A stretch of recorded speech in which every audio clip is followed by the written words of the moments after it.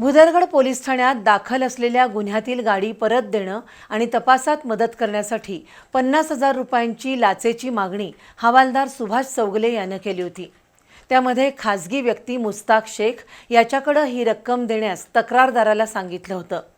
या प्रकरणी लाचलुचपत प्रतिबंधक विभागाकडे तक्रार दाखल झाल्यानंतर आज या विभागाच्या पोलिसांनी सापळा रचून दोघांना रंगेहात पकडलं। या कारवाईमुळे पोलीस दलात खळबळ उडाली आहे।